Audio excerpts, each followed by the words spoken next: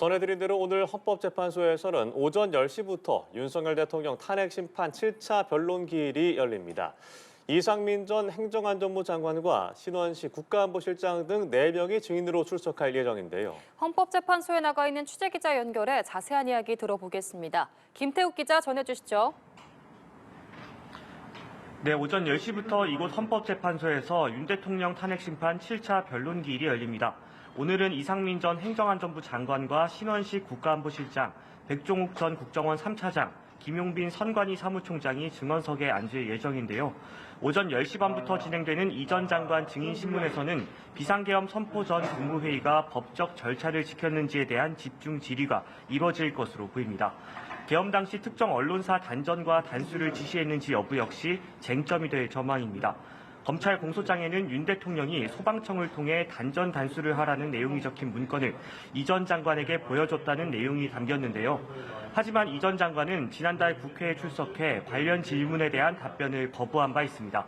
오후 2시부터 진행되는 신원식 안보실장 증인 신문에서는 지난 9월 국방부 장관에서 교체된 과정과 비상계엄의 연관성을 질문할 것으로 보입니다.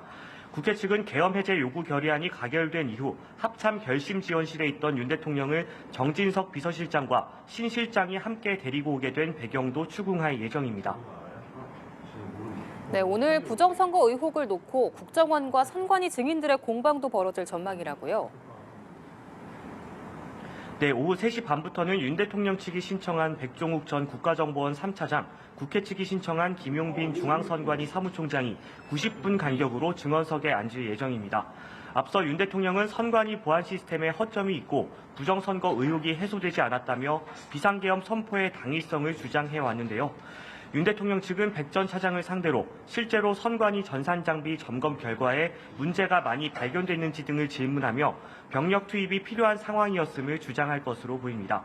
반면 국회 측은 기존 선관위 보도자료 등을 토대로 김 사무총장에게 선거 부정이 없었다는 입장을 다지는 질문을 이어가며 공방을 이어갈 전망입니다. 네, 이제 예정된 기일은 이번 주 목요일, 내일 모레 8차 변론이 마지막입니다.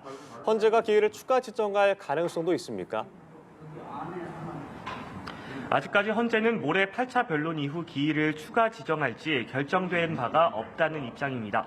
하지만 한덕수 국무총리와 이경민 국군 방첩사령관 직무대리 등 2명을 증인으로 추가할지 여부도 결정되지 않은 만큼 기일이 늘어날 가능성은 아직 열려 있는데요.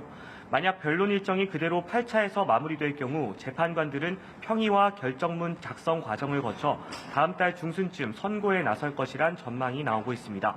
한편 윤 대통령 측은 헌재가 검찰이 작성한 피의자 신문조서의 증거 능력을 인정하겠다고 밝힌 것과 관련해 법 체계를 뛰어넘는 재량권을 행사하고 있다며 반발하기도 했습니다.